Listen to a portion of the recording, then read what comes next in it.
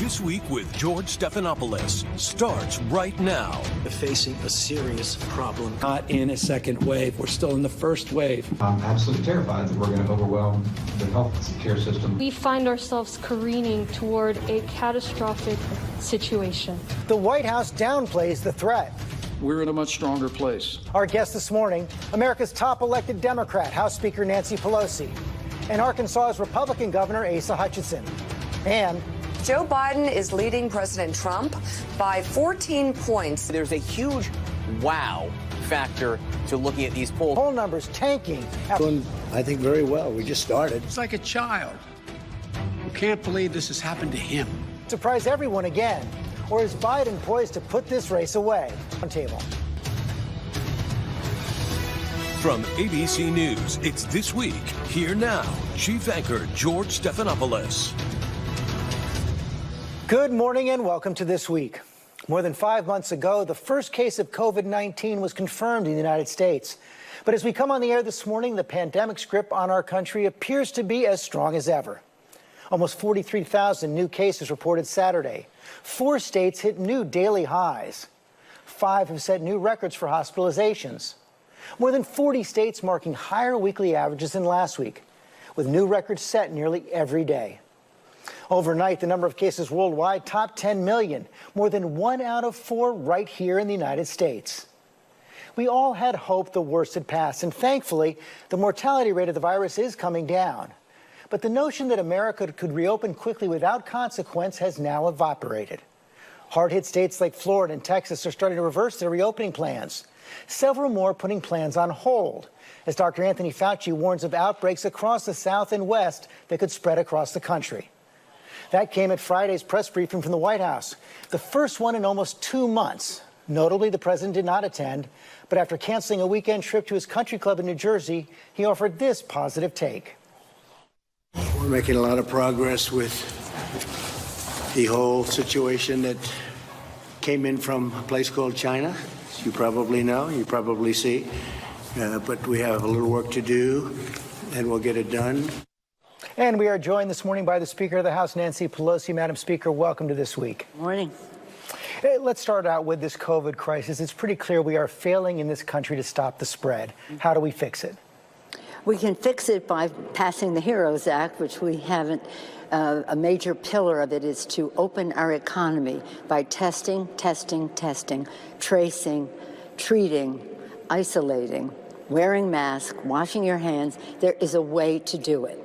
And instead of what the administration did, deny, delay, death, it's time for this administration to take this seriously. As Dr. Fauci said, we have a serious problem ahead. Take this seriously. We are 4% of the world's population. We are 25% of the cases and the deaths. 25%. We have the worst record of any country in the world, and the president says we're making progress or whatever.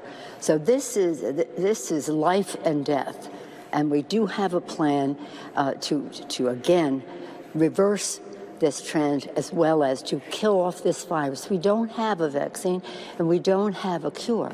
God willing and science enabling, we will sometime soon. But until we do, we have the tools to halt the growth of this. Is it time to mandate the wearing of masks across the country? Oh, I definitely long overdue for that. And my understanding that the Centers for Disease Control has recommended the use of masks, but not required it because they don't want to offend the president. And the president should be example. You know, real men wear masks. Be an example to the country and wear the mask. Not only it's not about protecting yourself, it's about protecting others and their families. Of course, we're also dealing with the economic fallout right now. You have said that another economic package is necessary, but yet you have not engaged in direct negotiations with the Treasury Secretary. Why not? Well, when we have a negotiation, it's the end of the agreement. The committees of jurisdiction have their discussions. When they reach an impasse, it rises to the four corners of leadership, and when that reaches an impasse, we negotiate with the administration. But I have a number of the Republicans calling me and saying, in the next bill, can we have this? In the next bill, can we have... They know we have to have a bill. They know we have to build it.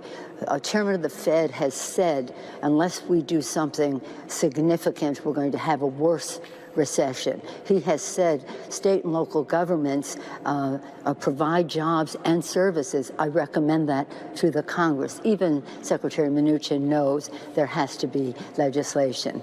They'll be ready. And they say they wanted a pause. Well, again, paying the rent doesn't take a pause. Putting food on the table doesn't take a pause. Having no job doesn't take a pause. They have hurt our economy. But we have a solution. Let me just tell you this. It's 3 pillars. One is honor our heroes. That's why it's named that. And in there we have resources for state and local government so they can keep our heroes on the job: healthcare providers, first responders, transportation, sanitation, teachers. I want to turn them on the job. And you have to know this. All the money that is in there, you go to speaker.gov/Heroes Act and look up where you live or have lived and the rest, and see how many resources go into those communities in order to cover the outlays for the coronavirus expenses, A, or B, the loss of revenue from those places. And remember this, all of that money that is out there, and it is very significant, is half of what the Republicans put onto the national debt. Half of what they spent, give a tax cut, 83% of the benefits going to the top 1%, and they complain about it. But they'll come around. They'll come around. I want to turn now to that rather startling report in the New York Times that appeared yesterday. We're going to show it on the screen right now, that Russia secretly offered Afghan militants bounties to kill U.S. troops. It reports that American intelligence officials have concluded that a Russian military intelligence unit secretly offered bounties to Taliban-linked militants for killing coalition forces in Afghanistan, including targeting American troops. The intelligence finding was briefed to President Trump, and the White House National Security Council discussed the problem at an interagency meeting in late March. Officials developed a menu of potential options along with an escalating series of sanctions, but the White House has yet to authorize any step. Now, the Director of National Intelligence put out a statement late last night denying that the president had been briefed. The president has said that as well, but not denying the intelligence. You're a member of that so-called Gang of Eight that gets intelligence. Were you aware of these reports? No, and we have called for a report to the Congress on this. This is as bad as it gets. And yet the president will not confront the Russians on this score, denies being briefed. Whether he is or not, his administration knows, and our allies some of our allies who will work with us in Afghanistan have been briefed and accept this report. Just as I've said to the president, with him all roads lead to Putin. I don't know what the Russians have on the president politically, personally, financially, or whatever it is, but he wants to ignore, he wants to bring them back into the G8 despite the annexation of Crimea and the invasion of Ukraine, despite what they yielded to him in Syria, despite his intervention into our election, which is well documented by our intelligence community, and despite now possibly this allegation, which we should have been briefed on. Well, that's what I want to ask you about. Do you believe that the president hasn't been briefed on this? And secondly, how would you explain, the New York Times is saying was actually in the president's daily brief, perhaps he didn't read it. How would you explain if the president weren't briefed on this? Because the president wants to ignore any allegation against Russia. As I've said to him in that meeting when I'm pointing to him in a blue suit, with you, Mr. President, all roads lead to Putin. Russia's never gotten over the humiliation they suffered in Afghanistan, and now they're taking it out on us, our troops. This is totally outrageous. You would think that the minute the president heard of it, he would want to know more instead of denying that he knew anything. Now, if in fact, we'll find out if he has been briefed, and it was in his daily brief, but if it were not, what does that say about the concern that those who briefed the president have about not going anywhere near the Russia issue with this president? This is appalling.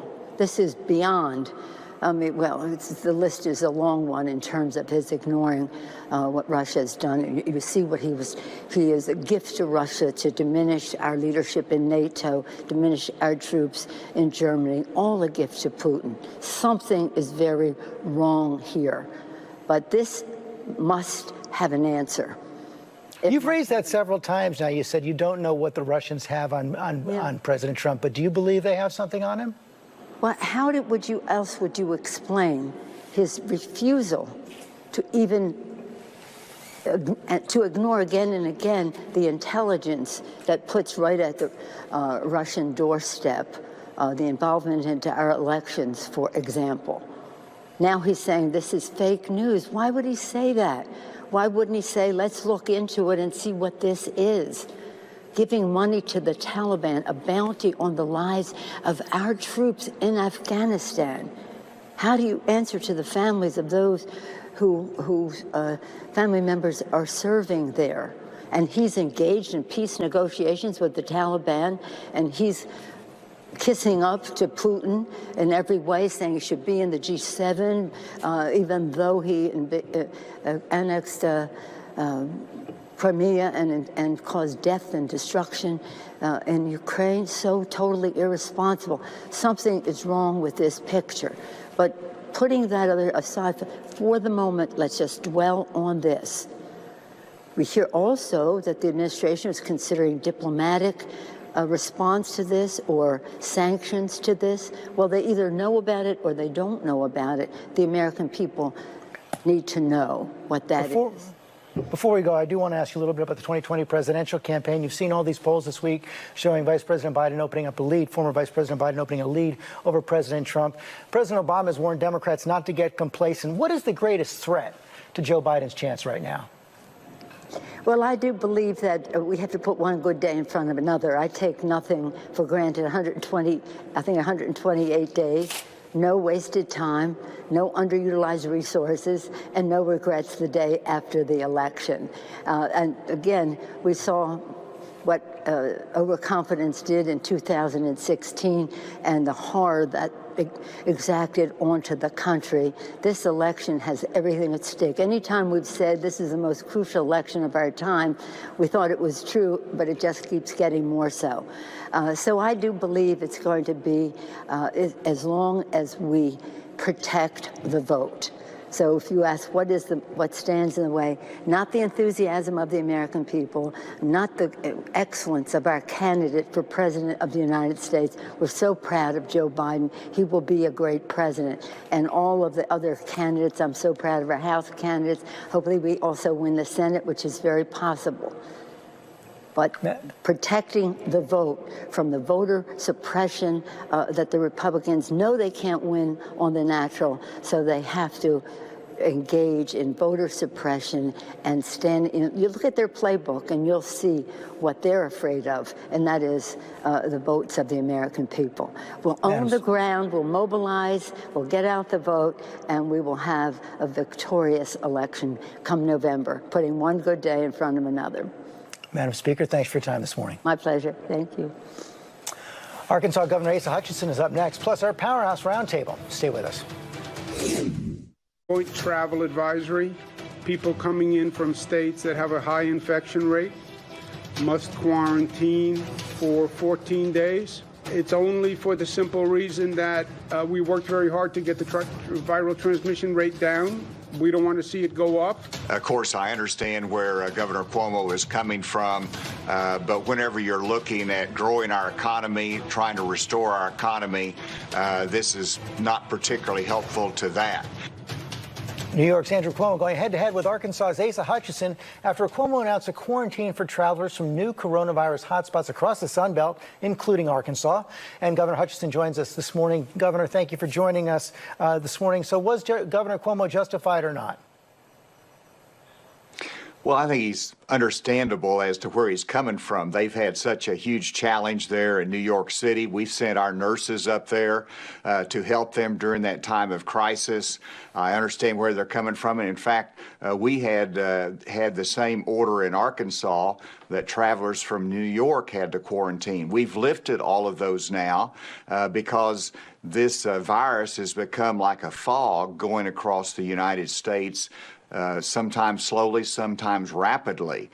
So we're just going to do better to get our cases down in Arkansas, but ultimately we can't be putting these restrictions on each other across the country because we do have to do two things, both manage the virus and manage the growth of our economy. And ultimately, whenever you see growth of cases from Texas to California, I don't think New York wants to isolate themselves from every region of commerce that might have a spike in cases. Both Texas and California have put their reopening plans on pause, at least some of them, as well as the state of Florida. Your cases have jumped about 25% in the last week. Will you be putting any pauses in place on your reopening? Well, we haven't announced anything additional that we're going to do. We can go into phase 3. We're not going to do that, so we are on pause on that until we make sure that we get a handle on our current cases.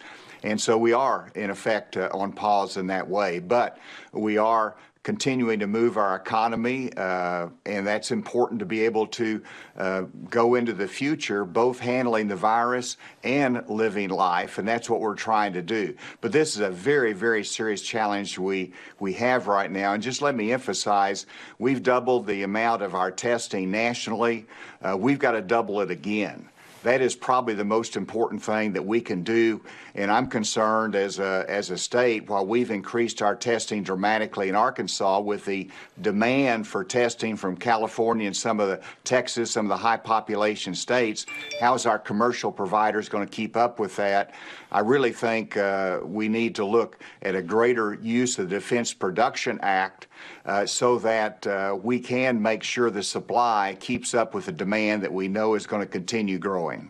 So you think the national effort has to be stepped up? Yeah, the president's done a very, very good job of utilizing the Defense Production Act when it comes to managing the production of ventilators, making sure that we have that capacity.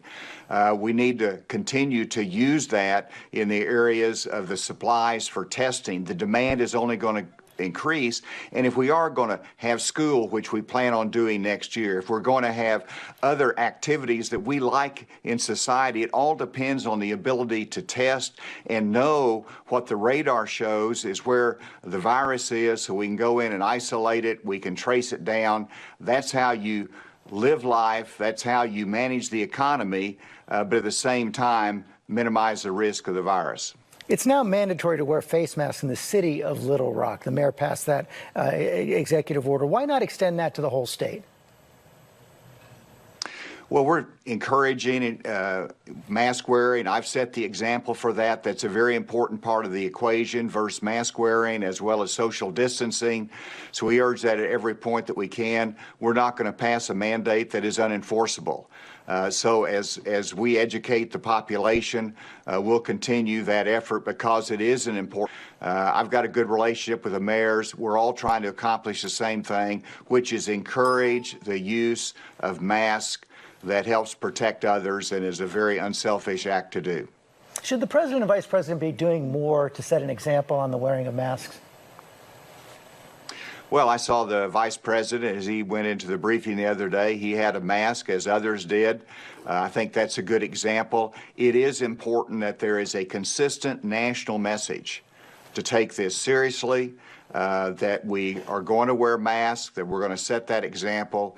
That consistent national message supplements what we're trying to do in the state and is important to what we're. You can have two messages at the same time. Your message is let's grow our economy, but let's also have the message of social distancing, protecting ourselves and others from the virus. On another subject, Mississippi is set to remove the Confederate symbol from the state flag. Governor Tate Reeves, your colleague, has said he would sign the bill. Is it time for Confederate monuments in the state of Arkansas to come down? Well, we've already moved one in Bentonville, which is my hometown. There was a Confederate statue in the square. There was an agreement reached, which took some time to do, to move that statue to an area in a cemetery away from the public square. That's the right process to go through. It's not the right process to destroy by acts of violence or vandalism. It is right to have the debate and to take action. And so, yes, I think there's more that we need to look at in Arkansas. And I thought Mississippi, they did it in a thoughtful way. They set the process up, and I applaud them for their debate and the decision-making that they did. That will continue across the country, and it is the right thing to do. But your personal opinion is that they should come down? Well, you have to, which one are you talking about?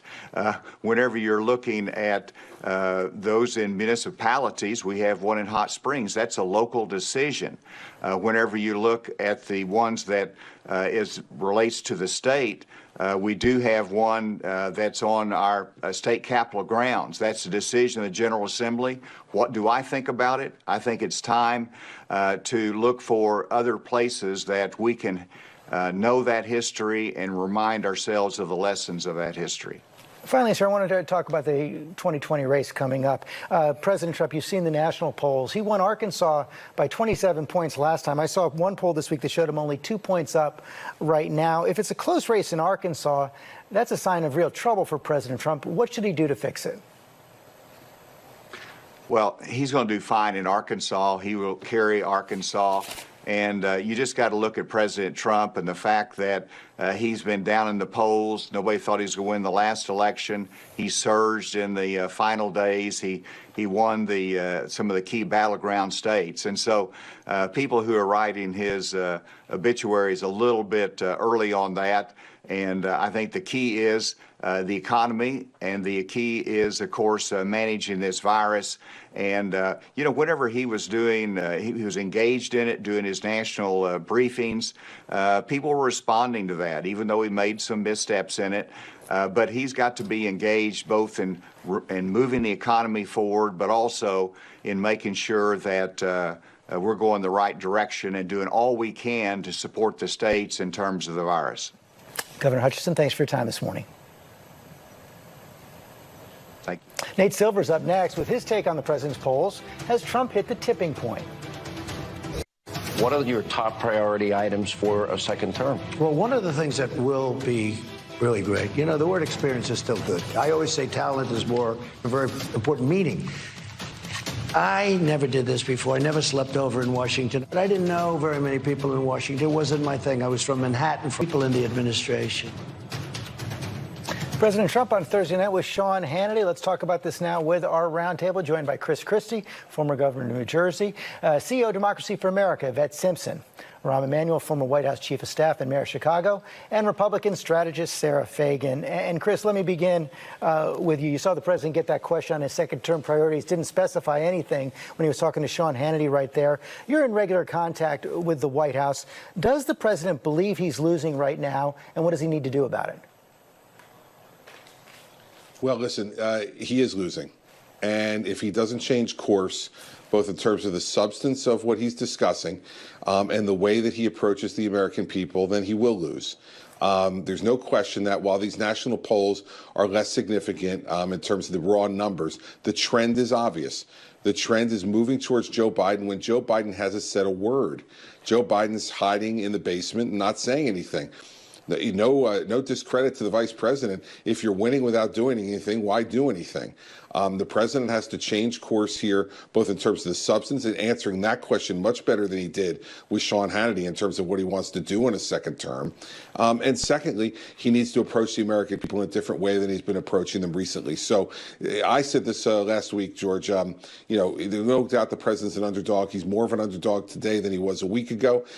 Now, there's 128 days left, as was said by Nate Silver, and there is still a lot of time to go here. President Dukakis, as I said last week, was up over Vice President Bush back in 1988 at this time. So there's still a lot of time to go, but there has to be some fundamental changes that need to be made by the president and his team. If they don't do it, they're in big trouble. Some real candor there from Chris Christie, Rahm Emanuel. Let me ask you the question I asked Nancy Pelosi. What is the greatest threat to Joe Biden's campaign right now?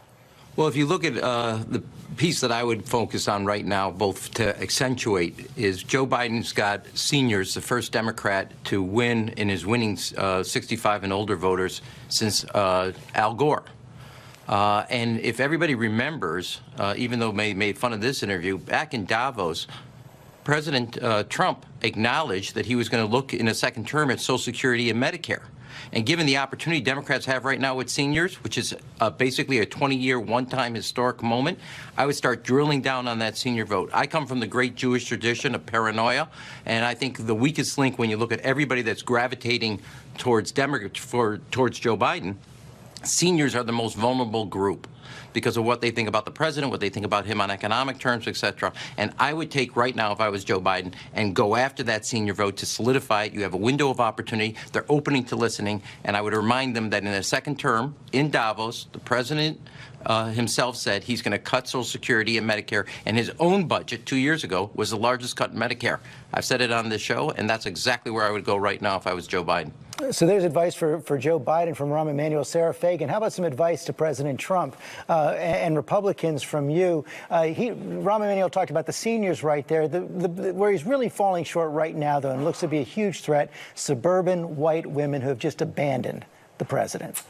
Well, I agree with what Governor Christie said, but I would add a third thing, which I think complements for Republicans what we need to do to keep seniors and suburban women, as you pointed out, which is to not only draw to lead on coronavirus and race relations and all the things the president needs to step forward on, but also to remind them what they're getting with Joe Biden. Joe Biden is not the leader of the Democratic Party right now. Bernie Sanders and Elizabeth Warren are. He put Congresswoman Ocasio-Cortez in charge of his climate policy. These are not things seniors want to see in America. They may be unhappy with Donald Trump at the moment, but they don't want a Green New Deal. They don't want Medicare for all. They don't want free college tuition for everybody. They understand, because of their wisdom and their experience, that the country can't afford this. Democrats have put no plausible plan to pay for any of these things. And so I think the president needs to do three things. He needs to reassure the country on coronavirus. He needs to put forward a positive agenda for the country, and he needs to remind voters, suburban women and seniors and other important voting blocks to his constituency, just what electing Joe Biden means for the country. Yvette, you and Democracy for America fought pretty hard for progressives like Elizabeth Warren and Bernie Sanders.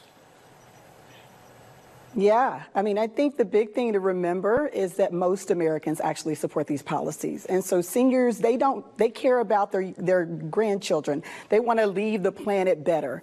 They want to make sure that their kids are good. They have Medicare. They understand what it's like to have a secure healthcare system. They want that for everyone. But I think the big picture, George, is this enthusiasm gap that we still have against the president, right? He has twice as much energy as Joe Biden does when you think about people who are excited about voting for him. And so we need to mobilize and excite our base. That translates into voter mobilization and the type of resilience we're going to need to overcome the voter suppression and maybe foreign interference that we're going to see in this election. And so I would say he does need to come out of the basement. We need to see him energized. We need to see him have a concrete plan, even if it's digital, for how we're going to get voters to show up. And I think if we do that, I think we win. It's too early. June is too early to call this race. And you know that President Trump is like Teflon.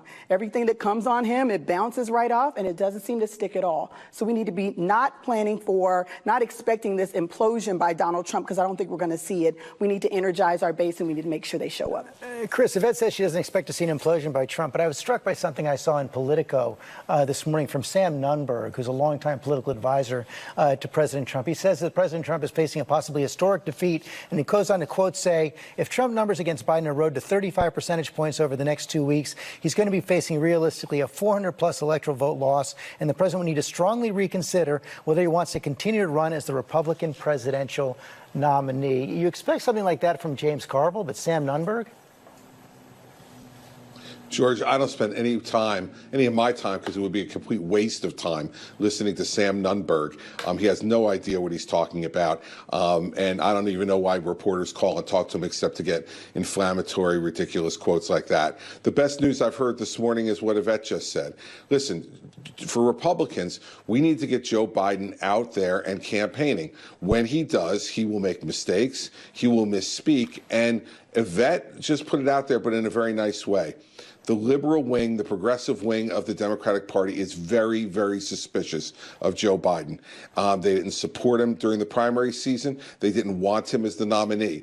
And that's why Joe Biden's just trying to sit on his lead right now. Now, if I were him, I wouldn't do anything different, but it's the Republicans' job to put forward, as Sarah said, a forward-looking agenda for the next 4 years so that Biden will be forced to come out and tell people what his agenda is. When he does, it will divide the Democratic Party.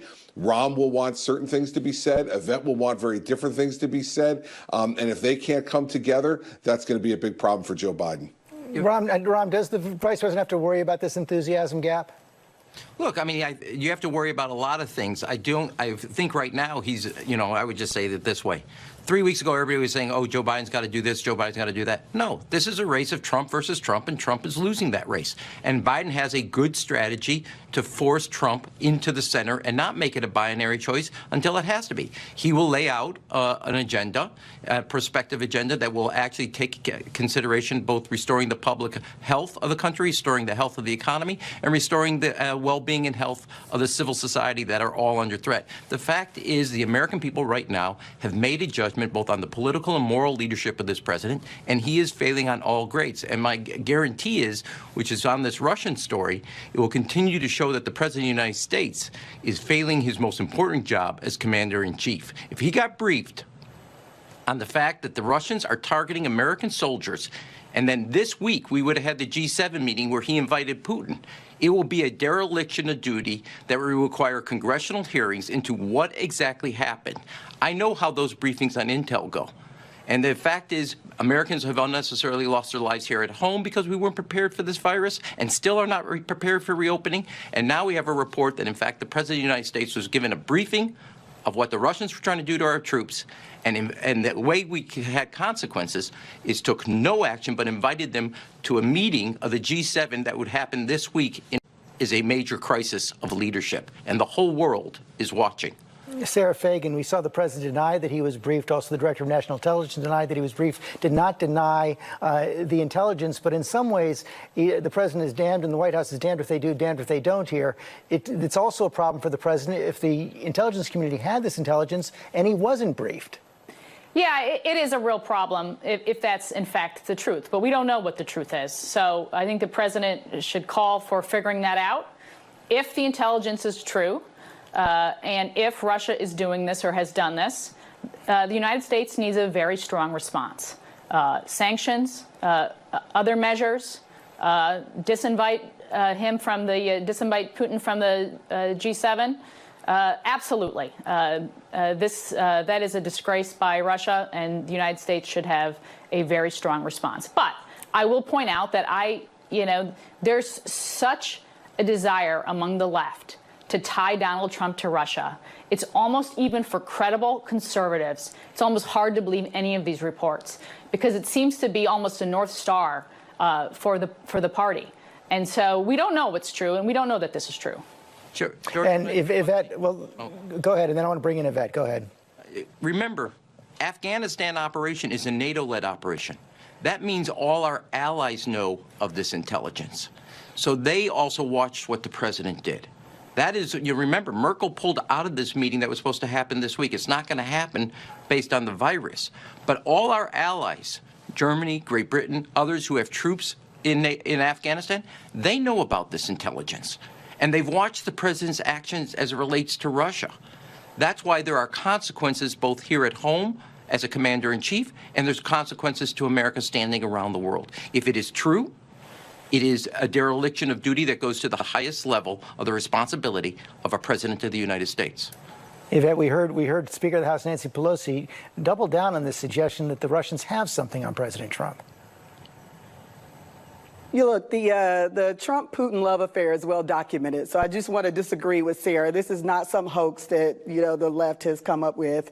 We know that he was more than willing to allow Putin to interfere with our democracy. Now it looks like he's also willing to allow him to infiltrate and damage our military. There's no evidence so I to think the suggest Bolton that interview, which I know was done.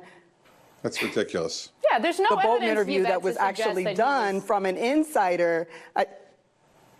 I'm sorry, go ahead, Sarah. Well, I was just going to say, look, again, this is the North Star of the Democratic Party, is to tie Donald Trump to Russia. When there's been several investigations, none of which have been able to tie any criminal conspiracy. Yes, the Russians were absolutely trying to interfere with our election in 2016. And Donald Trump signed sanctions into law because of that.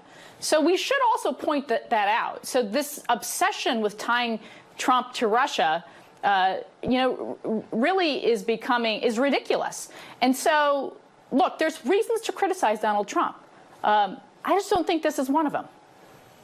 Chris, how should he be handling this new story coming out of the New York Times?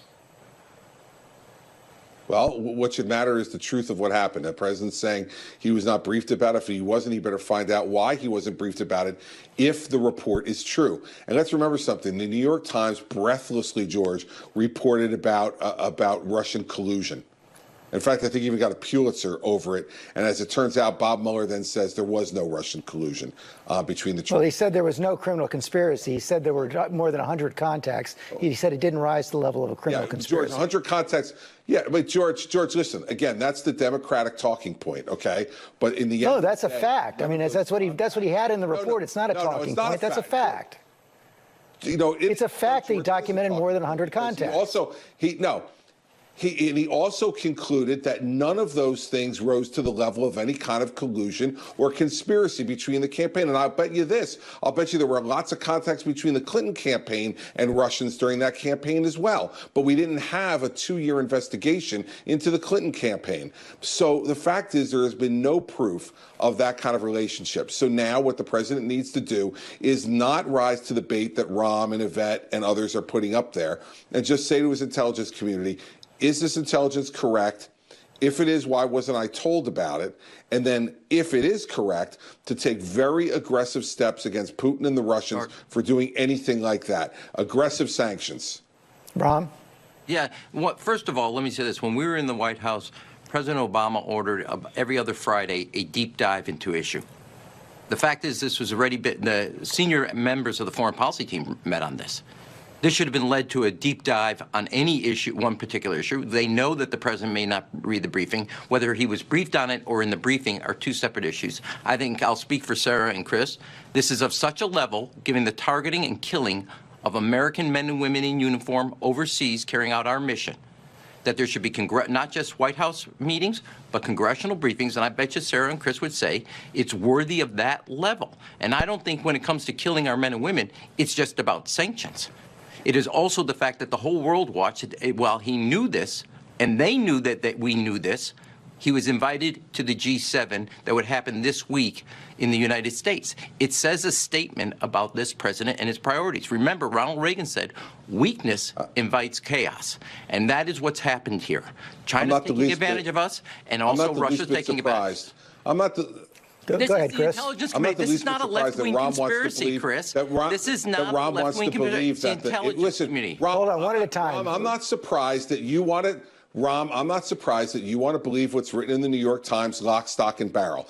Okay, I'm not surprised that you want to do that. What I'd like to do is to see people in the administration look into this and decide. You're saying categorically the president knew. Well, the president is saying he didn't know. So let's find out what the real truth is. I know, yes, you did. You said the president knew and other people knew he knew. That's what you said. You don't know that to be a fact, and you're putting it out there. It's fine for you to put it out there along with the New York Times, but I think we've seen from the Mueller investigation and the New York Times Pulitzer Prize-winning reporting how valid they really are in many stories. Yeah, I think, Rahm, we agree. We agree with you. If this is true, absolutely. Good. Very, very tough sanctions. Don't include Russia in the G7. We agree with that. But we don't know if it's true. Yep. Sarah, but what is the punishment for President Trump if he knew this, though? No, but George said it right. You know, what is the and didn't do anything, there's going to be consequences. And if he didn't know about it and didn't read his briefing, there are consequences. Damn if you did and damn if you don't. There should be hearings on it. And also understand the consequences of what this means. And the president's losing right now because they're seeing what's happening overseas. Our men and women are being targeted, and we're losing people here at home, seaside, about stateside, what's happening also because we are not prepared for this virus. He is failing the leadership test of being president of the United States. Before we go, I want to get to one last subject, and Yvette, let me bring you in on this. Pretty remarkable. The state of Mississippi is going to be taking the Confederate symbol off of their flag. We heard Governor Hutchinson earlier suggest that maybe more monuments should come down in the state of Arkansas as well. We really are seeing a sea change here.